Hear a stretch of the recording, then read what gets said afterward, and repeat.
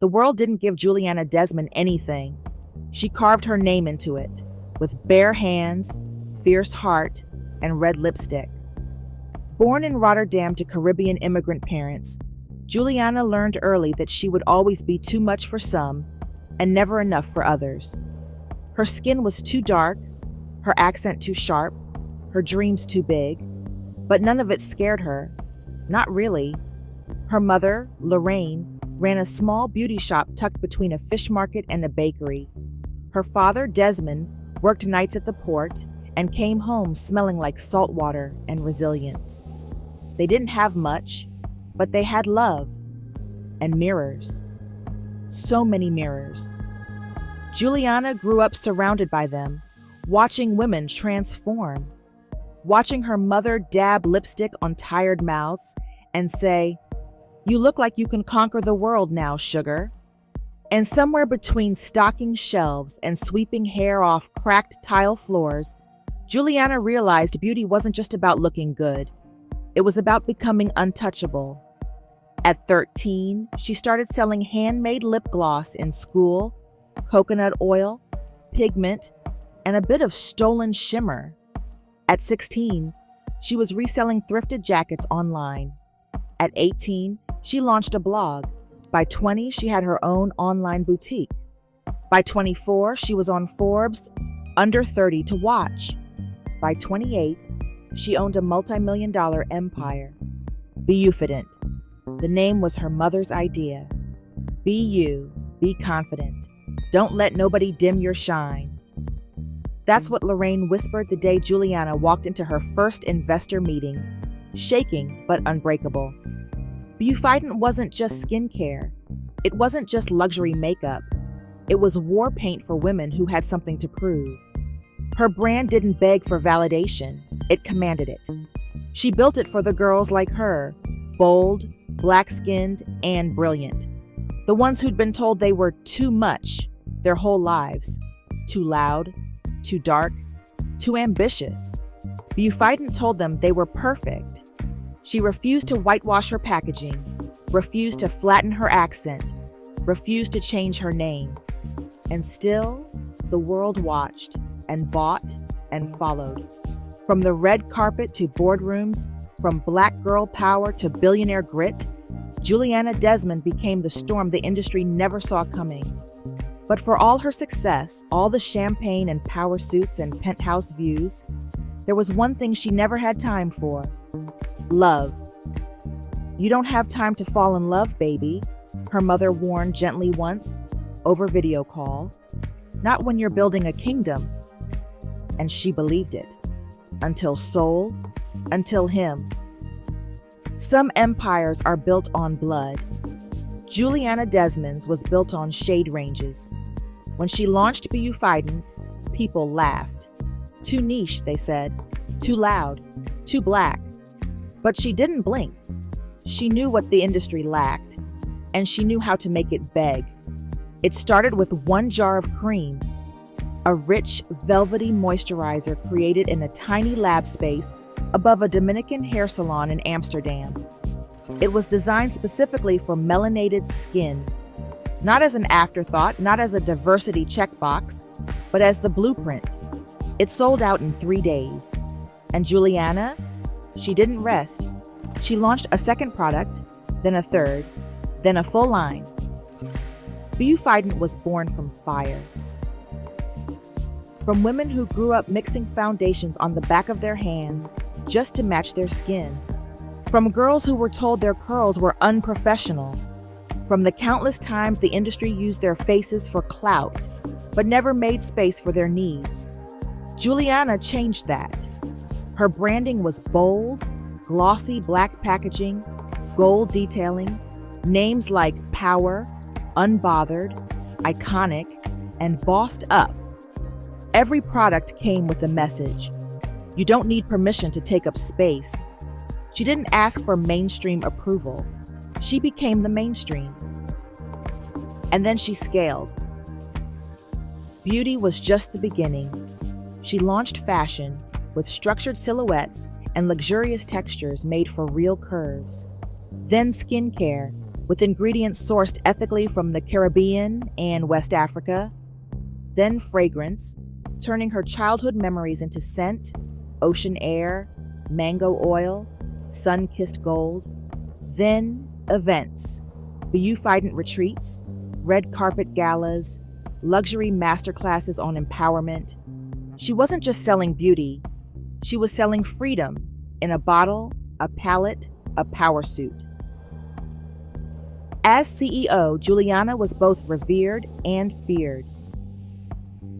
In meetings, she wore sharp heels and sharper stares. She didn't blink, she didn't bow, and she didn't soften her tone for boardrooms full of fragile egos. The press called her the Velvet Blade. Competitors called her impossible. Fans called her mother. But behind the steel was strategy. Juliana wasn't reckless. She was precise. Every move, every drop, every photo shoot was crafted with intention. She studied the industry, studied her customers, studied herself. And when the numbers came in, they shattered records. Beaufident became a billion-dollar brand in under 5 years. A Dutch Caribbean girl from Rotterdam had done what legacy companies couldn't. She didn't just enter the industry, she rewrote the rules. But even queens get restless. Juliana knew her empire had gone global. Europe, the US, the Caribbean, the UK. There was only one market left to conquer: Asia, and at the center of it all, South Korea, the beauty capital of the world, cutthroat, trend forward, borderline impossible to break into, which meant it was exactly where she belonged. If I can make them watch me, I can make them follow me. She didn't know it yet, but Seoul would be the turning point, not just for her brand, but for everything.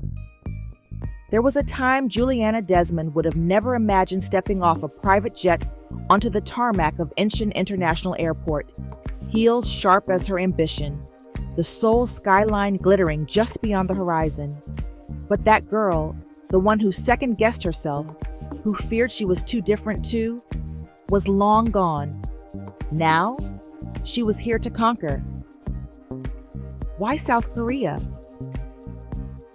Because Seoul wasn't just a city, it was a signal to the world, to the doubters, to the beauty industry executives who said she'd never make it in a market that valued porcelain skin and uniformity. They smiled at her in interviews, then whispered behind closed doors, "K-beauty is delicate. She's too bold. Asia doesn't want her brand of empowerment.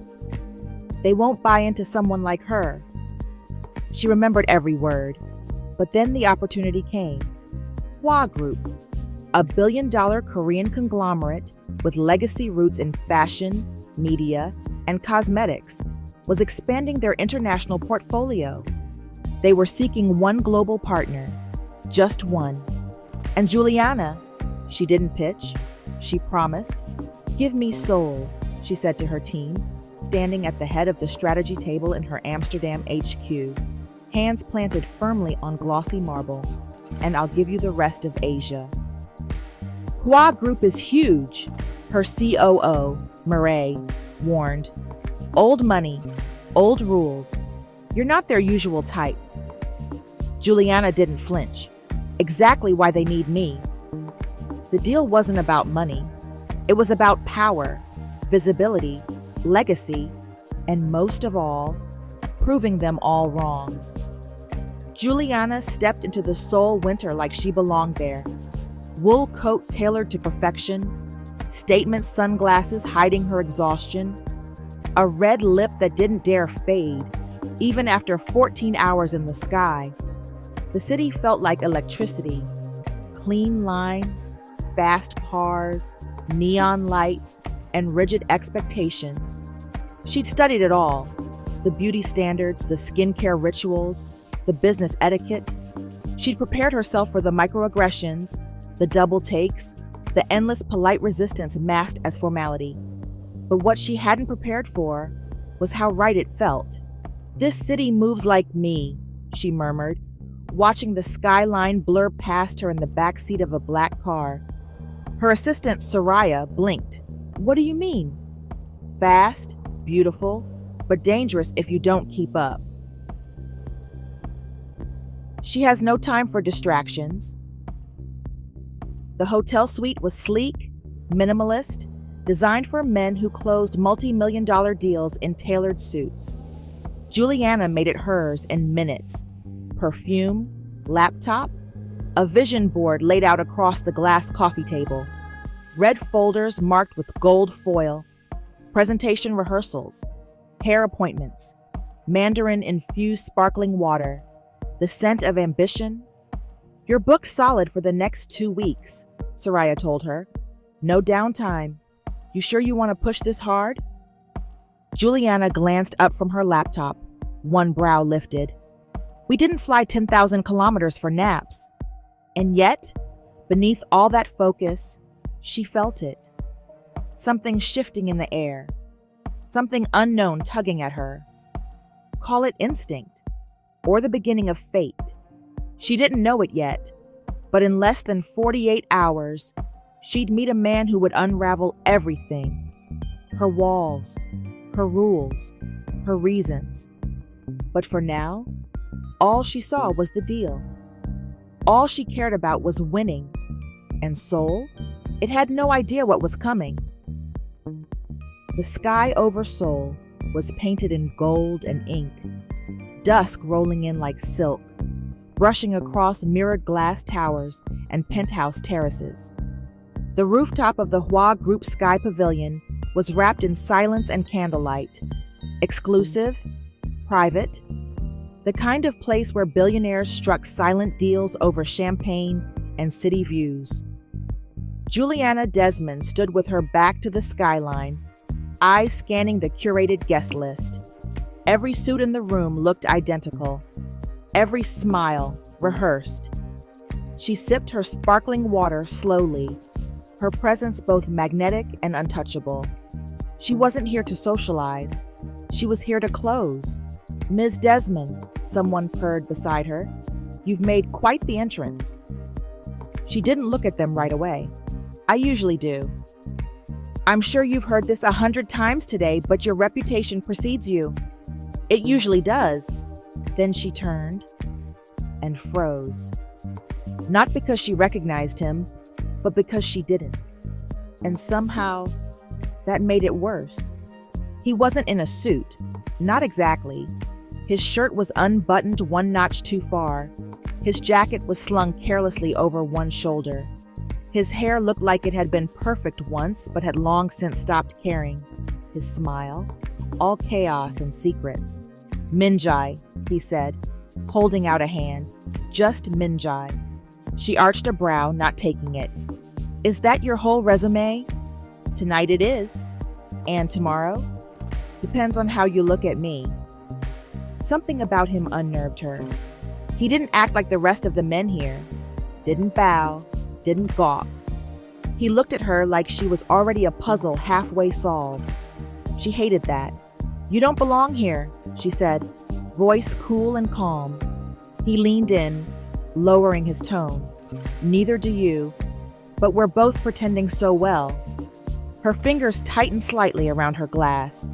The way he said it, like they were in on the same secret. He didn't ask about her business. He didn't flatter her success. He asked where she got her shoes.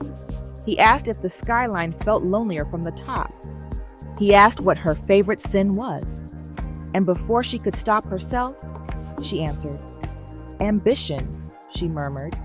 Minjai's lips curled, wicked and soft. Mine too. The music changed, jazz melting into something darker. They stood side by side, saying nothing for a while, both staring at the city like it might bite them back. So Juliana, he said at last, letting her name roll off his tongue like he'd said it 1,000 times before. What is it you want from Seoul? She looked at him carefully. Everything. Dangerous answer. I don't do safe. Neither do I, he whispered. She left before he did. Didn't say goodbye, didn't look back. but something about his voice lingered in her mind. Low, smooth, familiar in a way it shouldn't have been. And he watched her go, let her go. Not because he wanted to, but because he had to. Not yet, he muttered to himself. She's not ready to know who I am. Because Min-jae wasn't just anyone. He was the shadow behind the dynasty, the man her deal depended on, the scandal her empire couldn't afford. And now, he was interested. The next morning, Seoul greeted Juliana with cold air and burning tension. The penthouse windows glowed with sunlight, but inside the boardroom of Hua Group's headquarters, the energy was steel-cut. Sharp suits, bowed heads, polished proposals lined up like soldiers on a battlefield. Juliana sat at the head of the long glass table, spine straight, voice like velvet laced with steel. Her team flanked her. On the opposite side, Hua Group's executives leaned in, nodding at every word. She was winning, until he walked in. The room didn't announce him. He didn't need it to. Min-jae, in a dark turtleneck and a long coat that didn't quite follow the corporate dress code, stepped in without a single glance of apology. He moved like he belonged, because technically he did. Apologies, he said smoothly. I overslept. A few of the executives exchanged stiff glances, clearly uncomfortable, but none of them said a word. Juliana did. You're not on the guest list, she said coolly, never looking up from her tablet. I'm not big on lists, he replied, taking the empty seat across from her like it was made for him. They're so limiting. Her jaw tightened. Her assistant Soraya shot her a warning look. Don't engage, but it was already too late. The meeting continued. Financial projections, market penetration, collaborative product lines, and yet, Juliana could feel his gaze like a burn on her skin. Every time she spoke, he listened too closely. Every time she sipped her water, he smirked like he'd already guessed what flavor she liked best. She hated it. She hated how much she noticed. Later that evening, after the formalities ended and the executives scattered like shadows under moonlight, she found herself alone in the rooftop lounge. Again. And once more, she wasn't alone for long. I'm starting to think you follow me, she said without turning. Or you follow me, Min-jae replied, walking toward her with the confidence of a man who had nothing to lose. Or so he pretended. What are you doing here? Watching you win, he said, leaning against the bar. It's strangely addictive. I don't need a cheerleader. I wasn't offering. A pause. Then, you speak like someone who knows this company too well, she said slowly, watching him through the reflection of the window. But I don't see your name on any documents. Maybe I prefer to influence things from the shadows. Is that what you are, Min-jae? A shadow? He looked at her then, and for the first time, something flickered in his eyes. Something real. Sometimes, he said, sometimes I'm the thing that makes the light look brighter. They sat in silence for a moment, the city sparkling below them. You know, he said softly, you fascinate me. I'm not here to be fascinating, she replied. I'm here to close a deal. Maybe you're doing both.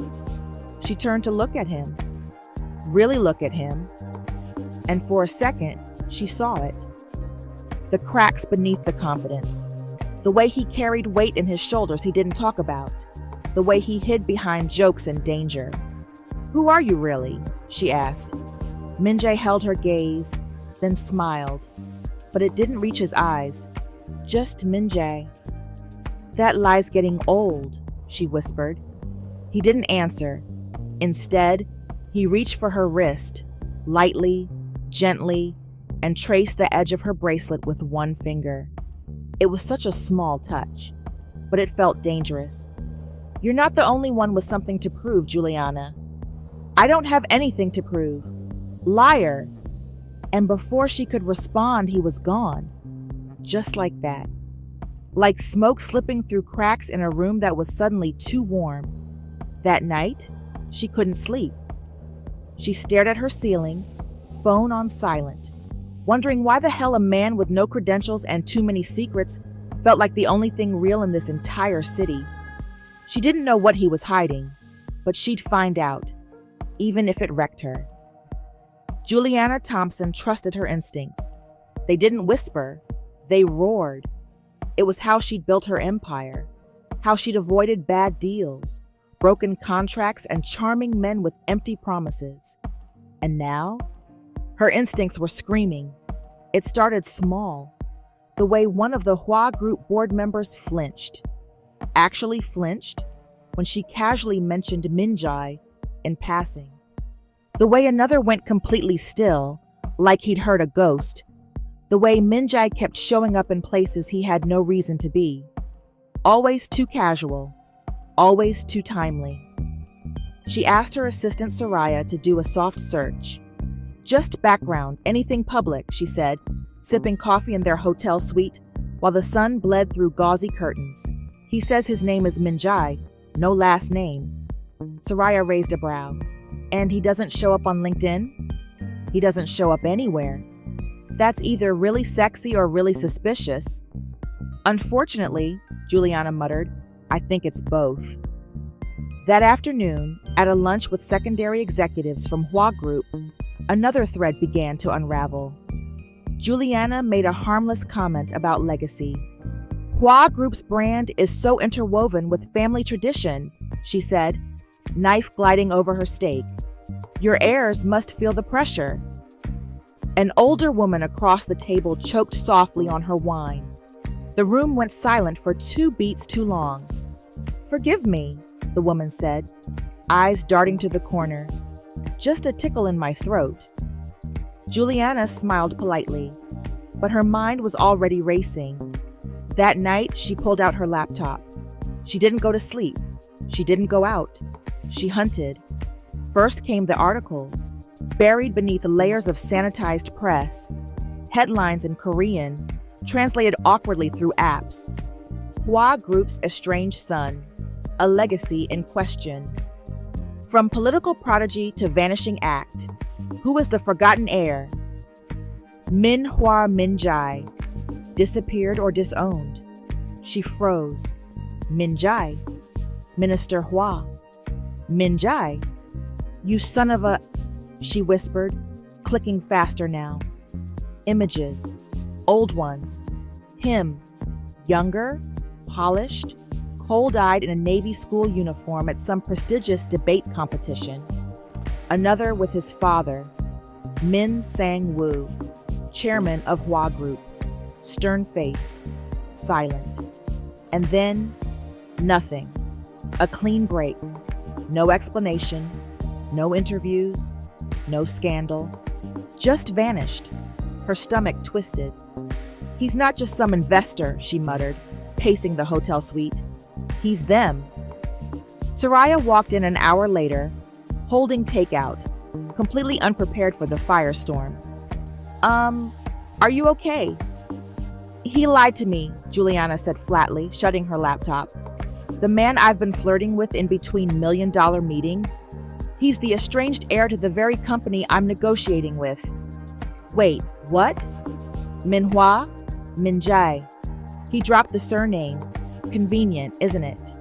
Oh, girl. Yeah. Oh, girl. She sat down hard, eyes distant. This changes everything. You gonna confront him? Juliana didn't answer right away. Not yet, she said, voice low. I want to see how much more he's willing to hide. She didn't tell anyone, not Hua Group, not her team. She kept her expression smooth and her schedule tighter than ever. But behind her calm, she was burning.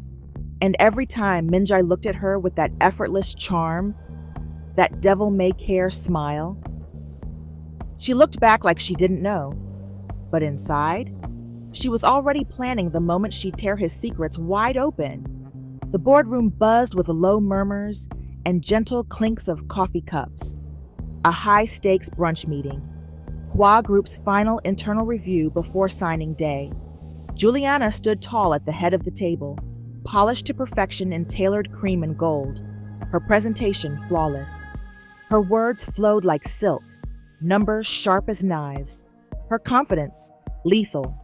They were all nodding, smiling, impressed. And then a voice interrupted. "I apologize for being late." Her blood turned to ice. That voice. She didn't have to turn around. She knew. The room shifted around her like tectonic plates as she slowly faced the doorway. Min Jae. Except this time, he wasn't just Min Jae. He was dressed for war. Midnight black suit, tie like a blade, hair slicked back. And for the first time, he carried a name badge. Min Hwa Min Jae, special advisor to the chairman.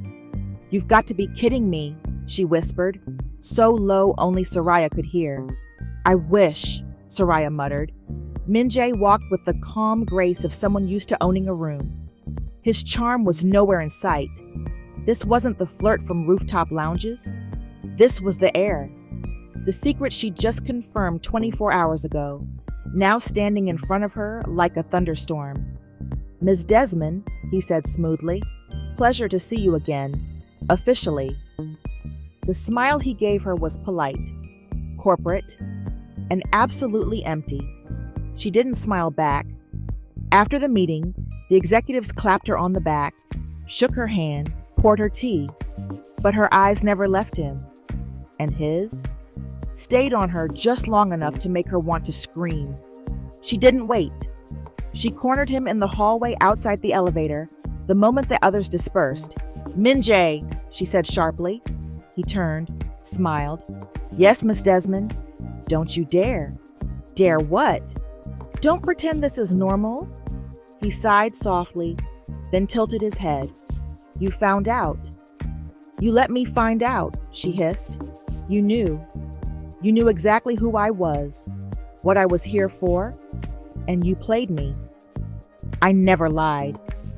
"You never told the truth.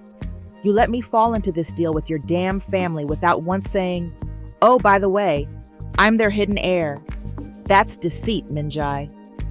He stepped closer, voice low. "And if I had told you the truth on that rooftop, would you have trusted me?" "No," she snapped. "But at least I would have had a choice." That shut him up. She stared at him, furious, wounded, electric. "Was this some kind of test?" she demanded. "Some political experiment? You wanted to see if I could be manipulated? Or were you just bored?" "Juliana, don't say my name like you feel it." "I do feel it," he said softer now. "Every damn time I say it." That hit too hard. She stepped back. "Save it," she muttered. "You played me, Min Jae. You don't get to rewrite the story just because you finally showed your face. I didn't want to be that guy. I didn't want to be him, the heir, the pawn. I thought if I stepped out of that name, maybe I could manipulate me without guilt, connect with you without history in the way." Silence. Just the sound of her heels clicking as she turned away. But before the elevator doors closed behind her, she said one last thing. "You just broke the one rule I live by, Min Jae." He blinked. "What's that?" "Never let a man lie to you twice."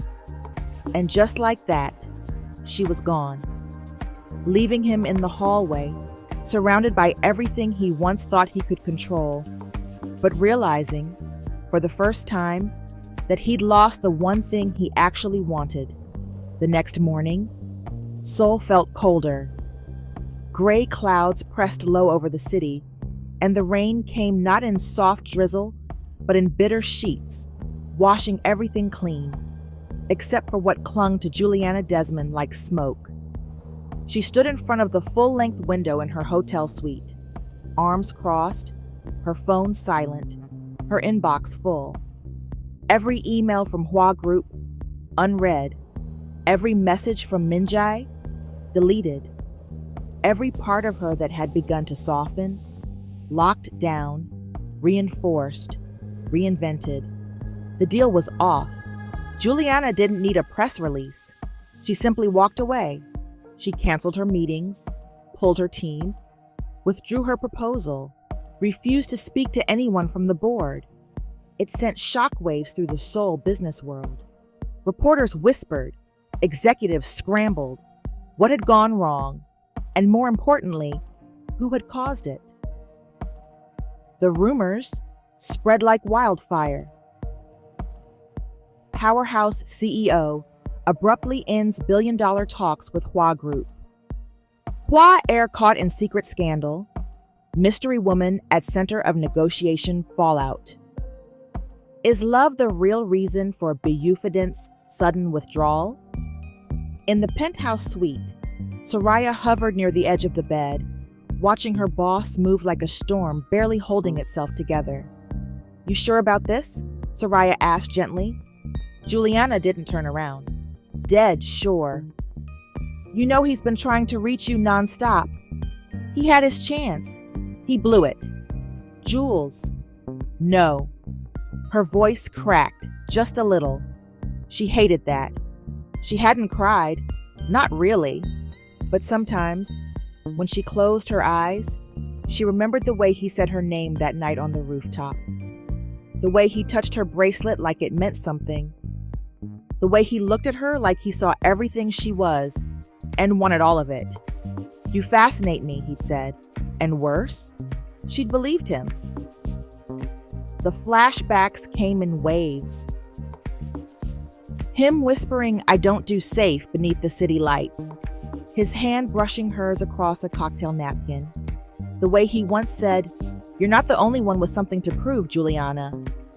And the way her name had always sounded so real in his mouth.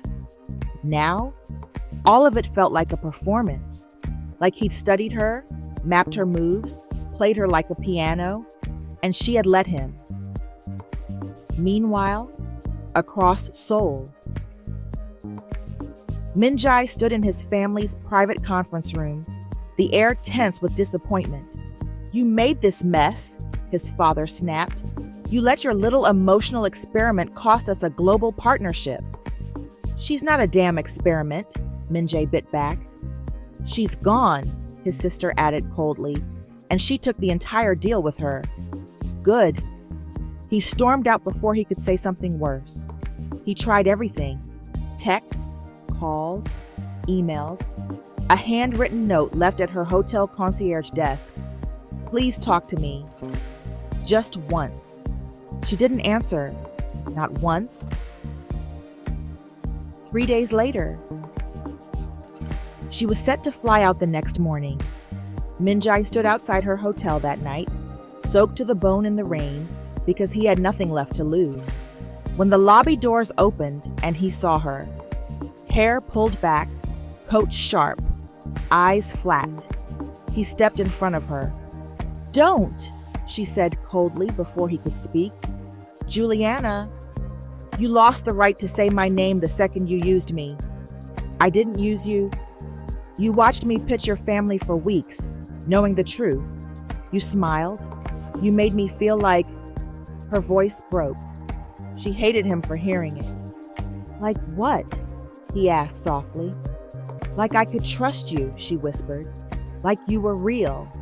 He stepped closer, rain dripping from his hair, eyes raw. I was real. With you, I was more real than I've ever been in my entire life. Then why lie?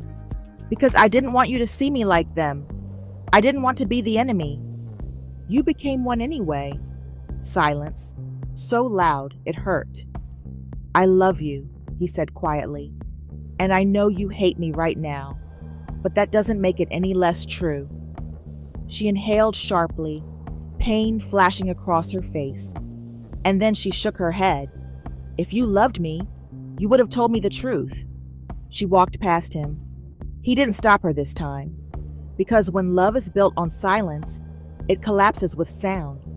The rain kept falling long after she was gone. So did he. The days blurred after Seoul. Juliana Desmond flew back to Amsterdam in a private jet, but it might as well have been a bus. She didn't cry on the plane. She didn't scream. She just sat there in silence, staring at nothing, feeling everything. The skyline disappeared beneath the clouds, and so did the version of herself she had started to trust. The version who had let her guard down, who had let someone in. "I should be over this," she muttered aloud to no one, her voice hoarse in the quiet.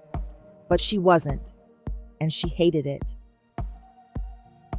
Back in Amsterdam, the office buzzed with activity. Launches, press profit, growth. Beaufidant was thriving. But Juliana wasn't. She was present but detached, like her body had returned, but her soul hadn't caught up. She still walked like a queen, still commanded every room. But behind closed doors, she sat on the edge of her bed at 3 a.m., scrolling through old texts she'd never answered, watching the city lights flicker across her window like static in her chest. And every time she closed her eyes, she saw him, not in a suit, not behind a boardroom table, but beneath soft moonlight, saying her name like it meant something. "Why does it hurt?" she whispered one night to her reflection. "Why do I still care?" Meanwhile, in Seoul, Min-jae didn't disappear. He didn't wallow. He changed. He walked into his family's empire the next day, not with rage, but with clarity. "Remove me from the private board," he told his father. "You already removed yourself," the man snapped. "Then make it official. No more shadows. I'll build my own name, my own legacy, without you." He started from the ground up, consulting, innovating, partnering with startups that focused on mental health, sustainability, inclusivity, quiet work, real work. And every time someone asked why he was doing it, he said, "Because I owe someone more than words." 2 months later, an envelope arrived at Juliana's office. No branding, no return address, just a name. Min-jae, written in small, clean handwriting. Inside, a letter, folded once, written in ink. "I never told you the truth because I thought it would push you away. I see now that hiding it did worse. You made me feel like I could be someone else, someone real. And now I want to become that man. Not for you, not for them, for me. But if you ever want to see who I've become, I'll be at the place where I first stopped lying. The rooftop, midnight. No expectations, just truth." She stared at the paper. Her pulse roared. She didn't move for 5 minutes. The city was silent, its lights stretching like constellations below. Min-jae stood there. No umbrella, no theatrics, just him, and then heels clicking behind him. He turned. She was there. Hair braided down her back, black coat wrapped tight. No makeup, no mask. "You came," he said quietly. "I didn't plan to, but you did." She didn't speak, not yet. Just stared at him like she was seeing him for the first time. "You look different," she murmured. "I am. What changed?" "You left." Silence. Not cold, not cruel, just real. "I hated you," she admitted, "for lying, for making me feel like I mattered, then pulling the rug." "You did matter," he said. "You still do." "Then why not tell me who you were?" He exhaled. "Because I didn't want to be Minhwa Min-jae with you. I wanted to be just a man falling in love with a woman powerful enough to burn me alive." She blinked. The pain was still there, but so was something else, something warmer. "You can't fix everything with apologies," she whispered. "I'm not trying to fix everything," he said. "Just one thing." He stepped closer. "Juliana, don't say my name like that." "Like what?" "Like you miss it." "I do." The silence fell again. This time it said everything. The pain, the longing, the stubborn hope still clinging between them. I didn't come to forgive you, she whispered. I know. I came because I wanted to see if I'd still fall apart. And did you? He asked. She paused, then with tears in her eyes, I'm still standing, but God, it hurts. He didn't touch her, didn't beg. He just looked at her like she was the only real thing in the world. And that was enough, for now, because some love stories don't start with a kiss. They start with silence and the decision to stay. Healing didn't come in grand speeches. It came in small, quiet choices. Choosing to stay in the room when things got hard. Choosing to tell the truth, even when it was messy. Choosing to trust again. And Juliana Desmond? She had never been one to give second chances. But she'd also never met someone like Minjae. It started with conversation, awkward, gentle, hesitant. Long walks through Seoul's quiet back streets after midnight. Coffee in silence on cold mornings. Text messages that didn't say, I miss you, but read like it anyway. He didn't push. She didn't rush. They began again, not from where they left off, but from who they were now. She didn't go back to the original deal. Not the old terms. Not the old expectations. She rewrote everything. This time, Minjae was at the table. Not as a shadow, but as a partner. He brought his own company, newly founded, Truthform, a sleek consulting and innovation firm focused on sustainable beauty ventures across Asia. No nepotism, no family strings, just him. You built your empire without a dynasty, he said during their first meeting. You left your dynasty to build your name, she replied. Let's build something new, something clean, no secrets, no shadows. Only light, she said, and smiled. They inked a new deal, one that would expand BU Fident across Asia with full creative control, one that would introduce a joint capsule line, unapologetic, bold colors, dual languages, inclusive tones, fierce branding.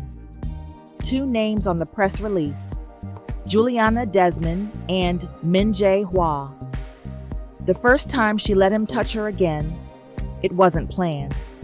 They were standing in the middle of their pop-up flagship space in Gangnam. Lights off, empty shelves, just them. This space, he said softly, used to feel so cold. And now, she whispered, now it feels like home. She looked at him, really looked. No pretense, no armor, just the man who had broken her heart and stayed to rebuild it brick by brick. She stepped into his arms, and this time, she didn't flinch. They didn't need a big announcement, no tabloids, no flashy proposals. Just one night on a rooftop, warm drinks between them, stars overhead, and his fingers tangled in hers. You terrify me, he said, pressing a kiss to her knuckles. Why? Because when you look at me, I finally believe I can be better. She leaned in, resting her forehead against his. You already are, she whispered, but we'll keep becoming, together. Months passed, then a year, and with every sunrise, they became more them. She still ruled boardrooms. He still challenged systems. They still argued, loved, laughed.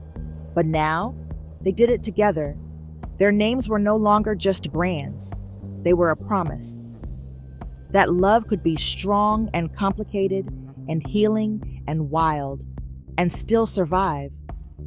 The new BU Fident and Truthform flagship opened in Tokyo. Juliana stepped onto the press stage in a sharp white suit. Flawless, unbothered, unapologetic. And when the flashbulbs lit the room, she reached to her side and took Minjae's hand. Gasps rippled through the crowd, but she didn't flinch. This isn't just a partnership, she told the cameras. This is a future built on honesty, growth, and the kind of love that doesn't beg, but stands tall beside you. Minjae glanced at her, eyes soft. You sure you want them to know? He teased. Let them watch, she smirked. They've been watching me rise alone long enough. Now they'll watch us rise together. And so they did, hand in hand, heart to heart, equally powerful, equally chosen. Not just lovers, not just leaders, legends. The end.